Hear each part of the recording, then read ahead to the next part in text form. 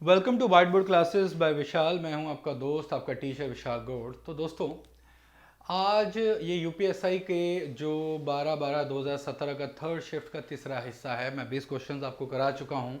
बहुत ही अच्छे से मैंने उसको एक्सप्लेन किया है, और जो बच्चे जुड़े हुए हैं उन्हीं के लिए मैं अब आगे ये तीसरा हिस्सा 10 क्वेश्चंस जो उसके होंगे वो मैं करवा दूंगा। टोटल 40 क्वेश्चन है दोस्तों। 4 हिस्सों में मैं एक सैम्पल पेपर कंप्लीट करवा रहा हूँ, ठीक है। तो मेरे दोस्तों से एक छोटी सी गुजारिश है, तो आप मेरे चैनल पर सब्सक्राइब ज़रूर करें, जुड़े रहें। और अपडेट्स के लिए मैं वहाँ पर बहुत बेहतरीन कॉन्सेप्ट्स की वीडियो डाल रहा हूँ, 10-10 15-15 मिनट की, जो आप लोगों को मैथ्स में मजबूत बनाएंगी, है ना। देखिए, हमें पूरा मेथड, पूरा एक चैप्टर तो सीखना ही होता है। मैं जो छोटे छोटे कॉन्सेप्ट्स हैं ना, वही हमें सिलेक्शंस की ओर लेके चलते हैं, है ना। तो चलिए चलते हैं आगे। तो आज क्वेश्चन 141वां है, 141, क्वेश्चन नंबर 141, ठीक है। क्वेश्चन दोस्तों आपके लिंक में नीचे डिस्क्रिप्शन में पूरा क्वेश्चन पेपर मैंने डाल दिया है। प्रीवियस जो वीडियोस बनाई हैं वो भी मैं डाल रहा हूँ। तो जो नए बच्चे हैं पहले वाली वीडियोस ज़रूर देखें। और आज का क्वेश्चन है, अगर क्यू पी के 20% के बराबर है, तो पी और क्यू की बात करते हैं दोस्तों। 20% आप समझते हैं ना, क्यू पी के, या तो आप 20 लिख दीजिए, या सबसे बेहतर तरीका जो मैं एक बार समझा दूं, समझाना ज़रूरी है। आप लोग सोचेंगे पूरा सॉल्व क्यों करता है ना। अरे भाई, टीचर का काम होता है ज़ीरो से समझाना। आपको आता है तो भी मैं ये मान के चलता हूँ कि मुझे वापस से रूट लेवल से समझाना है। तो प्लीज़ मेरे दोस्त जो मुझसे पहले पढ़ चुके हैं या कहीं से पढ़े हैं, प्लीज़ गुस्सा नहीं होइएगा कि इतनी बेसिक से क्यों पढ़ा देता है। मेरे को बेसिक से ही पढ़ाना पसंद है। कोई नए बच्चे होंगे, उनके लिए भी मुझे सोचना होगा। नहीं तो ट्रिक्स तो हमारे पास है ही। मैं डायरेक्ट लिख सकता था इसको 5 और 1, पर उसके लिए मुझे समझाना पड़ेगा। 20% का मतलब होता है 1/5, मतलब 5 में से एक हिस्सा। तो दोस्तों, अगर मैं इसे ना लूं और मैं P को 5 रखूं और Q को 1 रखूं तो कोई प्रॉब्लम नहीं है। वैसे 100-20 में भी कोई प्रॉब्लम नहीं है। अब सबकी अपनी अपनी मर्जी है। अगला क्वेश्चन दोस्तों, और देखिए, क्यू पी के 20% के बराबर है और आर क्यू के 30% के बराबर है। एक और आ गया दोस्तों, आर आ गया। 30% समझते हैं ना, 3/10, 3/10। तो ये क्या कह रहा है ये समझिएगा, आर क्यू के 30% है। मतलब दोस्तों, अगर यह 3 है तो यह 10 है ना। अब यहां तक हम पहुंच चुके हैं। सबसे पहला क्वेश्चन ने कहा क्यू पी के 20% के बराबर है। 20% होता है 100 का 20वां हिस्सा या 5 का 1वां हिस्सा, मैंने लिख दिया। ऐसे ही आर क्यू का 30% के हिस्से के बराबर है। 30% होता है 100 का 30वां हिस्सा या 10 का 3वां हिस्सा। तो मैंने इसे 3 लिख दिया, इसे 10 लिख दिया। पर आप तो जानते ही हैं कि भैया ये Q1 भी है और 10 है, ये ऐसा नहीं हो सकता। तो इन दोनों को हम बराबर बना लेते हैं। तो ये आया 50, 10 और 3, हाँ या ना। एक बार चेक कर लें, क्या 10 50 का 20% है? बिल्कुल सही है बच्चों। क्या 3 10 का 30% है? बिल्कुल सही है। अब ऑलमोस्ट मेरा क्वेश्चन हो चुका है। मैंने अपनी तरफ से बेसिक बेसिक चीज़ें लिख ली है। अब पूछ लेते हैं, भैया इसको क्या चाहिए। ये कहता है कि निम्न में से कौन सा विकल्प 12 के 30% के बराबर होगा। अब यहाँ थोड़ा सा आपको समझना है, और विकल्प के बारे में पूछा है तो 4 में 4 के 4 चेक करने पड़ते हैं, पहली बात। अब देखिए, उसने कहा आर के 30%, 3 का 3 का 30%, तो दोस्तों यही होगा ना, है ना, 0.9। एक बार ऑप्शन चेक करना शुरू करते हैं। P का 1.6%, इसका 16 पंजे इसमें नहीं आएगा दोस्तों। P का 0.6, 6 पंजे 30, ये भी नहीं आएगा। P का 0.8, 4, ये भी नहीं आएगा। एक बार ये देख लें, P का 1.8, चौथा ऑप्शन है दोस्तों। अगर मैं 1.8 लेता हूं, समझिएगा प्रतिशत में, ये भी शून्य हटाया, यह भी हटाया, यह गया 20 पे, 109, तो सीधा आता है 0.9। तो ऑप्शन नंबर डी, चौथा ऑप्शन मेरा सही उत्तर है। ठीक है, तो चारों ही चेक करने थे। ठीक है, चलिए दोस्तों इसको उतारिए प्लीज़ जल्दी से, समझिए। अच्छा, अगला क्वेश्चन बहुत बेहतरीन है। ज्योमेट्री जो कि ऑप्शन, जो कि आपके सिलेबस में मेंसुरेशन ही दिया हुआ है, तो मेंसुरेशन ज्योमेट्री एक दूसरे के ही हिस्से होते हैं, है ना, ये आपको समझना है। तो मैं आपको बहुत अच्छे से ज्योमेट्री भी सिखाऊंगा और साथ में मेंसुरेशन भी सिखाऊंगा। तो ये क्या कहता है, एक बार इसको बना लें, चित्रकारी कर लें।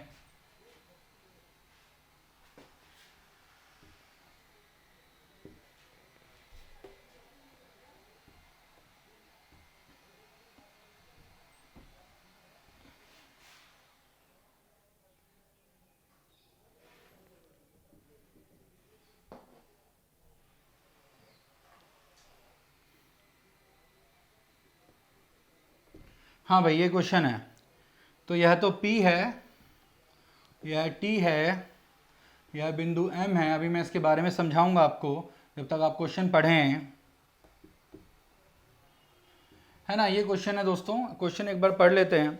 पी क्यू आर एस एक आयत है। आयत समझ रहे हैं? आयत का मतलब होता है एक रेक्टेंगल। वैसे तो ये क्वाड्रिलेटरल होता है, क्वाड्रिलेटरल मतलब चतुर्भुज। चतुर्भुज भी कौन से वाला? समानांतर वाला, जिसकी विपरीत भुजाएं बराबर भी होती हैं और समानांतर भी होती हैं। परंतु यह उसका क्या हिस्सा है? आयत का, रेक्टेंगल का, क्वाड्रिलेटरल। उसके बाद आया क्या? रोम्बस। रोम्बस कैसे बनेगा? रोम्बस थोड़ा ना बनेगा, ये पैरेललोग्राम बनेगा दोस्तों। रोम्बस में तो सारी भुजाएं बराबर आ जाती हैं, परंतु यहाँ पैरेललोग्राम बना। पैरेललोग्राम मतलब जिसकी विपरीत भुजाएं बराबर हैं और पैरेलल हैं, और उसी का हिस्सा बनकर क्या आया ये सामने? रेक्टेंगल आया। तो देखिए एक बार यहाँ देखते हैं, ये पी क्यू आर एस एक आयत है और पी क्यू बराबर है 2QR। मैं लिख देता हूँ यहाँ पी क्यू ये लंबी भुजा ये बराबर है 2QR के। तो दोस्तों अगर मैं इसे x ले लूं तो ये सीधा सीधा क्या बन जाता है? P Q 2x। तो मैं इसे लेता हूं 2x और इसे लेता हूं x, यह भी होगा 2x और इसे लूंगा x। सही है? अभी मैं साथ साथ मार्किंग करते हुए चल रहा हूं। अगला आगे पढ़ते हैं बच्चों। टी एक बिंदु है, टी एक बिंदु है, ऐसा बिंदु जिसकी पी क्यू से कम दूरी √3QR है। क्यू आर का मतलब क्या था? क्यू आर कितना है दोस्तों? यहाँ क्यू आर है x, क्यू आर है x, तो मैं इसको x ही ले लेता हूं। ठीक है, आगे चलिए। अगर m क्यू टी का मध्य बिंदु समझते हैं, मिड पॉइंट, तो क्यू एम आर ये वाला एंगल निकालना है। कोण ज्ञात करें, क्यू एम आर कोण का माप ज्ञात करें। तो दोस्तों बेसिक कॉन्सेप्ट है, ज़्यादा कठिन प्रश्न नहीं है। इसको समझने के लिए आपको थोड़ा सा यहाँ समझना पड़ेगा। पहली बात देखिए, क्या पी क्यू, देखिएगा पी क्यू की बात कर रहा है, यह क्यू एक्स आता है, क्यू एक्स आप समझिए। और जब इसको थोड़ा और आगे लेके चलते हैं, यह कितना आ जाएगा? x आ जाएगा, x आ जाएगा। तो दोस्तों मैं इस एंगल को तो निकाल ही सकता हूं, हाँ या ना? मैं इस एंगल को तो निकाल ही सकता हूं।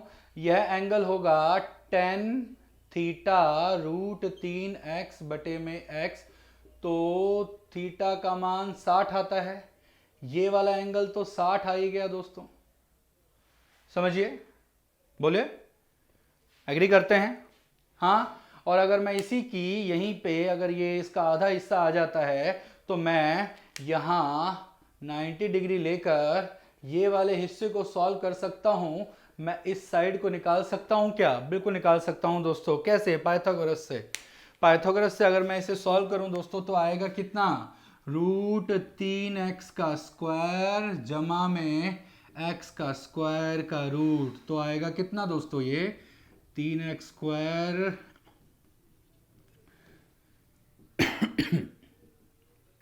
यह 2x आता है दोस्तों। 2x ये पूरा आता है, तो ये आधा हिस्सा कितना होगा बच्चों? x होगा। कितना होगा? x। यह भी x, यह भी x। तो अगर मैं इसको अलग से आपको समझाऊं, तो ये दोनों भुजाएं बराबर आ गई ना। इसके दोनों कोण की बात करें, ये भी बराबर आ जाएंगे। सही है बच्चों? और ये वाला हिस्सा तो आयत का 90 डिग्री ही होगा। तो 90 और 60 कितना मिलता है मेरे बच्चों? 150। और इनको अगर मैं ए करके भी सॉल्व करूं तो 150 जमा 2a बराबर 180, 2a बराबर 30, तो एंगल आया 15।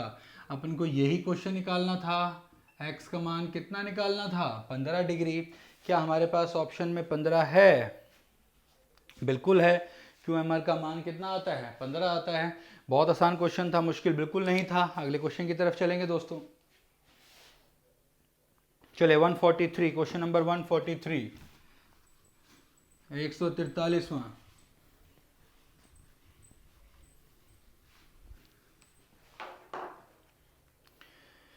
ये परम्यूटेशन कॉम्बिनेशन से है, वही सिलेबस से तो हम लोग इसको करवाते हैं सिर्फ यूपीएसआई के लिए ही, एसएससी में नहीं आता।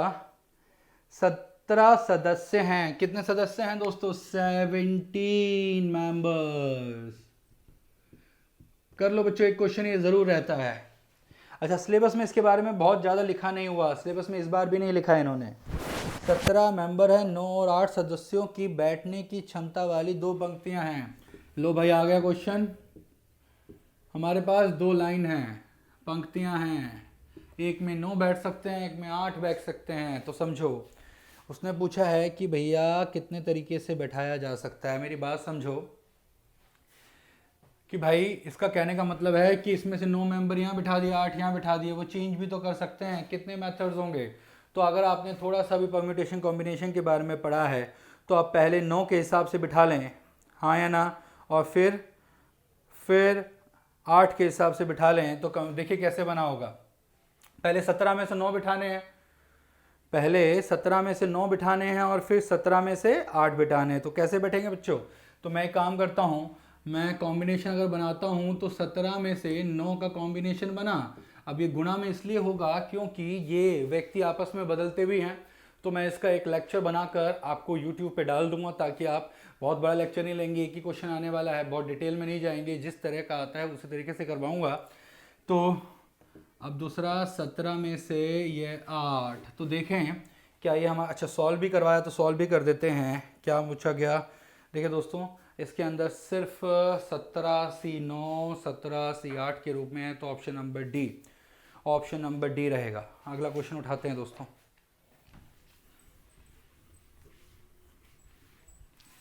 एक 144वां। अच्छा क्वेश्चन है। एक लड़की 5 किलोमीटर प्रति घंटे की चाल, समझिए,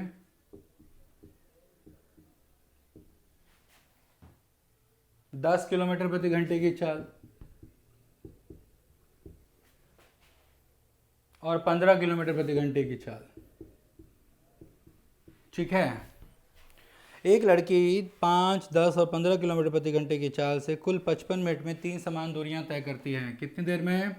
55 मिनट में दोस्तों, सही है।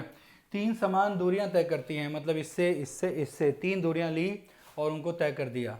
उसने पूछा कि भैया उसके द्वारा तय की गई कुल दूरी ज्ञात करें। उसके द्वारा तय की गई कुल दूरी तय करें। सबसे पहले कुल दूरी 1, 2, 3 जो भी होगा वो 3 हिस्से होंगे, 3 बार में होंगे। तो 5, 10 और 15 का एलसीएम ले लें। 5, 10 और 15 का एलसीएम, एलसीएम क्यों लेंगे? हमें कोई भी दूरी मान लेंगे। ये मानी हुई दूरी है मेरे दोस्तों, ये मानी हुई दूरी है। हमने माना कि 30 किलोमीटर की दूरी तय करनी थी। अगर मैं 5 से 30 किलोमीटर की दूरी तय करता तो 6 घंटे में तय होता। अगर मैं 30 से 10 किलोमीटर प्रति घंटे की चाल से तय करता तो 3 घंटे में दूरी तय होती, और यहाँ पर 2 घंटे में दूरी तय होती। देखिए 6, 3, 9, 2, 11 घंटे में अगर 30 किलोमीटर की दूरी तय हो सकती है, घंटे की बात कर रहे हैं, तो मैं इसको मिनट्स में ले लेता हूँ, हाँ या ना। तो असलियत में वो कितनी है? 55। देखो इसको समझिए, असली है 55 और हमारे पास आया 11 × 60, तो एक का मान कितना होने वाला है, हाँ या ना। तो 1/12 रेशो की यहां पर गुणा करना पड़ेगा, जो वैल्यू हमें निकालनी है। इस क्वेश्चन को समझिए। 5 किलोमीटर प्रति घंटा, 10 किलोमीटर प्रति घंटा और 15 किलोमीटर प्रति घंटा की चाल से उसने 3 दूरियां अलग अलग तय की हैं। और हमने अच्छा टोटल 55 मिनट में हुआ है। हमने मान लिया 30 किलोमीटर प्रति घंटे 30 किलोमीटर की दूरी तय करनी है एलसीएम लेके। मैंने 6 से भाग करके देखा तो 6 से नहीं 5 से किया तो 6 घंटे आए, 10 किलोमीटर प्रति घंटे से किया तो 3 आए, और 15 से किया तो 2 आए। 6 3 9 2 11 11 घंटे में 30 किलोमीटर की दूरी तय हो सकती है। तो मैंने उसको मिनट में बदल लिया, 660 हो गया। एक का रेशो निकाल लिया, 1/12 गुना आ गया। अब समझो हम मान कर चल रहे थे 30, तो इसको 1/12 कर दे तो 2.5 किलोमीटर नहीं आ जाता क्या भाई? आंसर सामने है, 2.5 किलोमीटर तय किया है और 3 बार तय किया है। ठीक है, 7.5 किलोमीटर की दूरी कुल तय की गई है। ऑप्शन में बिल्कुल है दोस्तों, डी ऑप्शन है अपना। ठीक है, अगला क्वेश्चन लेते हैं 145वां। बढ़िया क्वेश्चन है, औसत का क्वेश्चन है। देखिए आप जब भी इस यूपीएसआई के क्वेश्चन देख रहे हैं ना, ये बहुत बढ़िया तरीके से बांटे गए हैं, हर चैप्टर से एक आधा क्वेश्चन मिल रहा है। 8 व्यक्तियों के समूह की औसत वजन, देखो ध्यान देना, हमारे पास 8 व्यक्ति हैं, 8 पीपल हैं, और उनका औसत वजन 2.5 किलोग्राम से बढ़ जाता है। देखो there are 8 persons and the average weight increases by 2.5। 8 व्यक्तियों के समूह का औसत वजन 2.5 किलोमीटर से बढ़ जाता है, 2.5 किलोग्राम से बढ़ जाता है जब 54 किलोग्राम का एक व्यक्ति भागता है और दूसरा व्यक्ति जुड़ जाता है। अब कैसे बताऊं इसे, प्रॉपर सॉल्व करके बताएं या इसको वर्बल निकालने में? वर्बल ही निकाल लेता हूं, इसको वर्बल निकालने की कोशिश करते हैं, है ना। वर्बल निकालना कैसे? 8 लोग हैं, समझिए मैं और आप मिलके 8 लोग हो जाते हैं, हम 8 लोग हो जाते हैं, और एक व्यक्ति हम में से चला जाता है। मान लीजिए एक व्यक्ति गया है, उस जिसका वजन 54 किलोग्राम का है, समझिएगा 54 किलोग्राम का एक व्यक्ति अगर चला गया, दूसरा व्यक्ति आता है, अदर पर्सन जॉइंस, उससे हमारे पूरे समूह का वजन बढ़ता है या घटता है? पहले तो ये बता दो।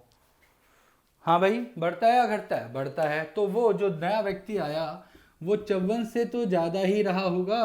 बोलो हाँ, बोलिए हाँ, बिल्कुल सही है। अगर एक व्यक्ति एक्स्ट्रा जुड़ने से वजन बढ़ जाता है तो वो देखिएगा वो 54 से तो ज़्यादा रहा ही होगा। बिल्कुल सही है। टोटल 8 लोगों में इंक्लूडिंग हिमसेल्फ उसने 2.5 किलोग्राम जोड़ दिया। उसने कितना जोड़ दिया? 2.5 किलोग्राम जोड़ दिया। अब समझो 8 व्यक्ति को प्रत्येक को 2.5 किलोग्राम दिया तो कितना किलोग्राम एक्स्ट्रा आया? 20, और 54 तो था ही, 74 किलोग्राम वजन का व्यक्ति था। देखिए कितना मैजिकल है ना। एक बार ऑप्शन में देख लें, अपने पास है, बिल्कुल ऐसा है, पहला ऑप्शन है। वैसे और भी तरीके हैं, ऐसा कुछ नहीं है। आप इसमें से टोटल का निकाल के एक्स जोड़ जाड़ के पूरा जब मैं एवरेज करवाऊंगा उसमें मैं डिटेल में करवाऊंगा, पर अभी सिर्फ हम लोग कोशिश कर रहे हैं कि फास्टेस्ट मेथड सॉल्व करने की कोशिश करें। चलिए अगला क्वेश्चन लेते हैं। अगला क्वेश्चन आया 146वां।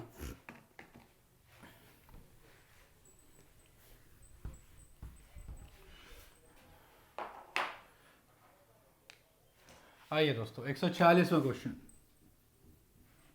क्या कहता है? वो कुछ पैसे बांट रहा है भाई, 10,600। कितने बांटे हैं? 10,600 नहीं, 10,400। 10,400 रुपये की राशि को इस तरह से कर्ज में बांटा गया कि 2 हिस्सों में बांट दिया। 2 हिस्से दिए हैं भाई साहब, पहला ए दिया, दूसरा बी दिया। पहले हिस्से को 10% की दर से 5 साल के लिए बांट दिया गया है, दूसरे को 9% की दर से 6 साल के लिए बांट दिया गया है, और ये बताना है कि अर्जित ब्याज के बराबर है। लो भैया, ये कहता है कि भाई एक हिस्सा दिया 10% के हिसाब से 5 साल के लिए दे दिया, एक 9% 6 साल के लिए, और जो दोनों से ब्याज मिला। अच्छा, ब्याज की बात कर रहा है, साधारण की करेगा क्योंकि बोला नहीं उसने चक्रवर्ती है। हिस्से बताने हैं। एक तो दोस्तों ये मेथड होता है, इसमें कोई प्रॉब्लम नहीं है ना। इनको बराबर रख दो, ये पी प्रिंसिपल मूलधन हो जाएगा, इसके ऊपर आप 10% गुणा में 5 करके बराबर कर दो, और यहाँ पर भी 9% गुणा में 6 करके बराबर रख दो, इसके आंसर आ जाएगा। और मैं इस मेथड को कभी डिनाई नहीं करता, अच्छा मेथड है, कोई प्रॉब्लम अपने को नहीं है, जिसको जैसे सॉल्व करना है, जिसकी जैसी श्रद्धा वैसे आगे चले। पर अगर मैं इसको ऐसे ही सॉल्व कर दूं, देखो ध्यान से सारे भाई देखना, मैं कहता हूं कि 10% 5 9% 6, समझो ये ए हिस्सा ये बी हिस्सा, इनको डायरेक्ट हम ऐसे भी तो लिख सकते हैं, नहीं लिखा जा सकता है ना, बात समझे। जब मैं इनको ऐसे लिख सकता हूं,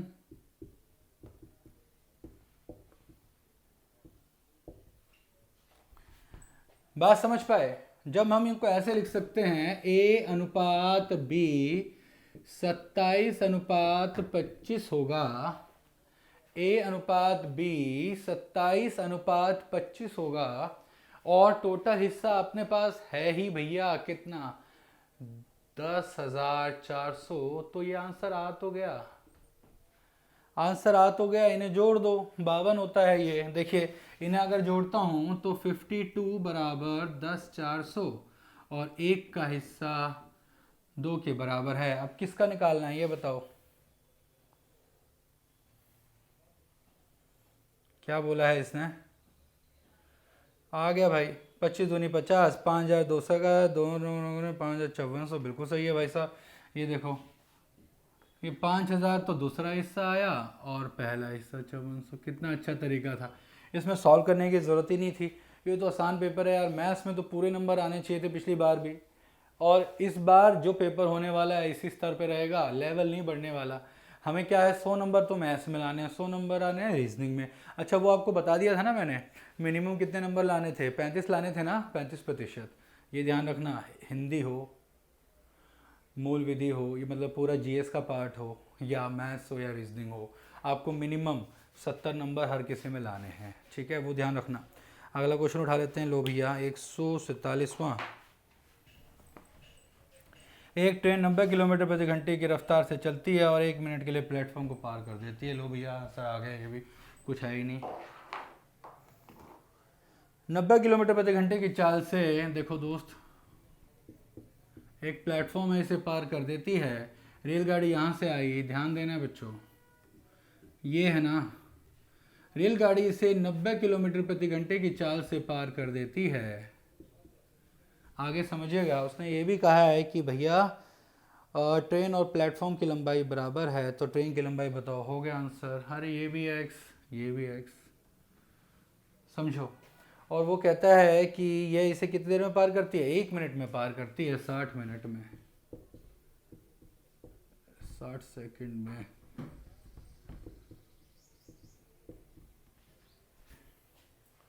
है ना, या मैं इसको लिख सकता हूँ 60 सेकंड में। हो गया भाई, मीटर प्रति सेकंड लो, समझो, या किलोमीटर प्रति घंटा लो।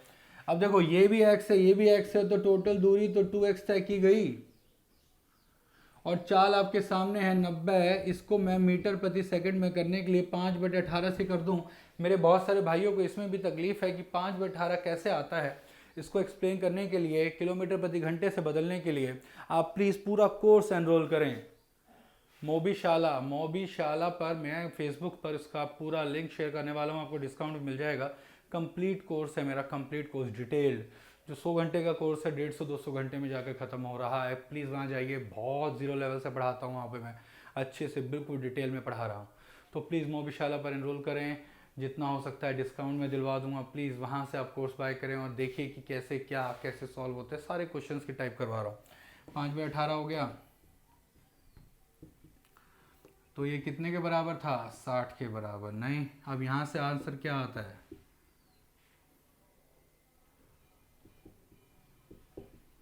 यही है क्या, 750 सी है दोस्तों, सही है, 750 मीटर। बहुत आसान था। अगला क्वेश्चन उठा लेते हैं, 148वां।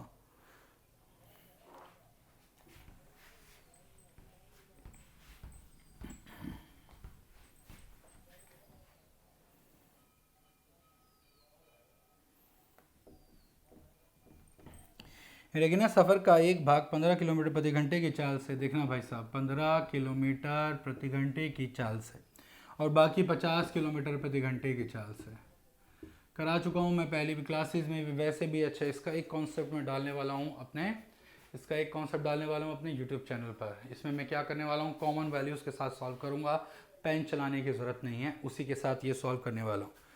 इस तरह वो 5 घंटे में 120 तय कर लेता है, 5 घंटे में 120 किलोमीटर की तय कर लेता है। तो दोस्तों दो तरीके हैं। पहला तो मैं मिक्सर लगाने वाला हूँ। यहाँ देखिए, अगर मैं 120 किलोमीटर 5 घंटे में तय करता हूँ तो 24 किलोमीटर प्रति घंटे की चाल होगी। कितने किलोमीटर की चाल होगी? 24। और मिक्सर अगर मैं लगा देता हूँ, ये ध्यान रखिएगा, ये अगर चाल है तो नीचे क्या आएगा? समय। याद रखिएगा, समय आएगा, समय, ये ध्यान रखना। मैं इसको माइनस कर दूं,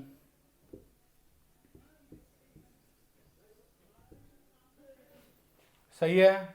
समझ पा रहे हैं? 15 और 50 का अगर मैं देखता हूं, माइनस करने पर क्या मिलता है? यहाँ पर मिलता है 5 4 9, और यहाँ क्या मिलता है? 26। ठीक है, अब हमारे पास 26:9 में समय बांटा गया है। और क्या निकालना है दोस्तों हमें? 5 घंटे है ना। तो देखिए, उसने बोला 15 किलोमीटर प्रति घंटे की चाल से गाड़ी चला रहा है, वह कितने घंटे के लिए? हो गया भाई यार आंसर, ये देखो 26, इसको जोड़ लो 35 इंटू 5। चलिए जल्दी से निकालिए, 26/35 क्या आंसर आता है?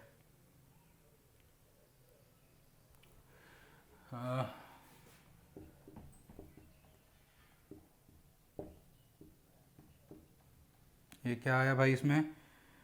3.71, बिल्कुल सही है, 3.71 किलोमीटर आवर्स, 3.71। मिश्रण का एक कॉन्सेप्ट लगाया बच्चों मैंने देखा 120 किलोमीटर 5 घंटे में तय किया तो 24 किलोमीटर प्रति घंटे की चाल आई। 15 किलोमीटर प्रति घंटे यहाँ है, 50 किलोमीटर प्रति घंटे यहाँ है, और बीच की एवरेज कितनी है? 24 की। 26:9 में 26 गया वो 15 से, 9 गया वो 50 से, तो जोड़ा 35 है ना। 26/35 और गुणा में 5। एक तो ये रहा। दूसरा कॉन्सेप्ट फटाफट बता देता हूँ, देखो ध्यान देना बच्चों। अच्छा ये बताओ, वो 5 किलोमीटर 5 घंटे तो गया ही था ना, 5 घंटे तो गया ही था ना, और वो कितना गया था? 120 किलोमीटर। कम से कम अगर देखें तो वो 15 घंटे, मतलब 15 किलोमीटर प्रति घंटे की चाल से तो वो चल ही रहा है। मतलब 75 किलोमीटर अगर उसने तय किया तो minimum of 15 kilometre per hour से तय किया है। तो ये बहुत ज़रूरी है। मैं कहता हूं कि भाई कम से कम कितना तय किया उसने? कम से कम कितना? 15 की चाल से उसने तय किया कितना? 15, 5 घंटे 75। तो 75 अगर मैं यहाँ से हटा दूँ तो 45 बचता है।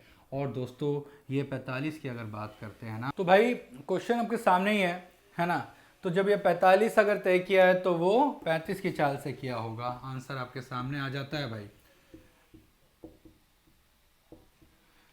अब ये तो आंसर आपके सामने आ ही गया। 9/7 की अगर बात करते हैं, 9/7 घंटे वो 50 से गया, तो 5 में से अगर हम माइनस कर दें तो आता है 3.71 आवर्स। ठीक है, वर्बल क्वेश्चन है, वर्बली इसको सॉल्व किया जा सकता है।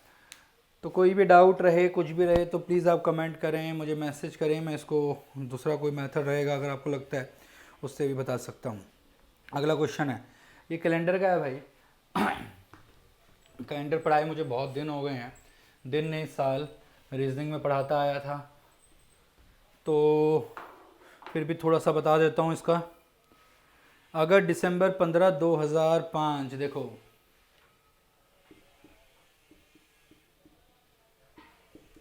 शनिवार था, शनिवार मतलब सैटरडे, तो वो पूछ रहा है कि 15 दिसंबर 2004 क्या होगा। चलो ये तो कोई बड़ी बात नहीं है, ये तो कोई बड़ी बात नहीं है, क्वेश्चन आपके सामने है, बहुत आसान है ना।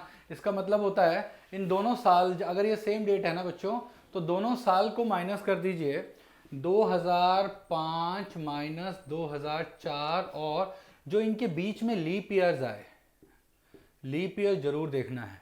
लीप ईयर समझते हैं ना, जिस वर्ष में एक दिन अधिक रहा। तो इसका आंसर तो आया 1 + 0, और एक आता है तो एक कम हो जाएगा, यहाँ पर शुक्रवार आ जाएगा, एक कम कर दें, फ्राइडे। फ्राइडे आंसर देख लें एक बार, मैच होता है क्या? बिल्कुल सही है, एक कम कर दिया गया, ठीक, शुक्रवार आ गया भाई। चले 150वां क्वेश्चन लेते हैं। ये अच्छा क्वेश्चन है। एक दुकानदार एक कुर्सी की कीमत लागत मूल्य से 20% अधिक करता है, लाभ हानि का है। ये लागत है और ये उसकी मार्क्ड अंकित मूल्य है बच्चों, है ना। और वह खरीदार को नगद भुगतान पर 10% ऑफ करता है। 10% है तो 108 में बेच देता है, सेलिंग, विक्रय है। तो भाई 8% का लाभ हो गया ना दोस्त, बहुत आसान है, ये अभी तक का सबसे आसान क्वेश्चन है। तो अपना क्वेश्चन होगा ए, आंसर होगा ए, है ना। तो ये थे आज के 10 क्वेश्चन। अगली वीडियो में 10 और क्वेश्चन हो जाएंगे, ये तो पूरा फिर डन ही हो जाएगा, फिर आगे देखते हैं क्या करना है। तो दोस्तों जब तक के लिए आप मुझे आज्ञा दें, मैं चलता हूँ। जय हिंद, और प्लीज़ चैनल जरूर सब्सक्राइब करें। Thank you.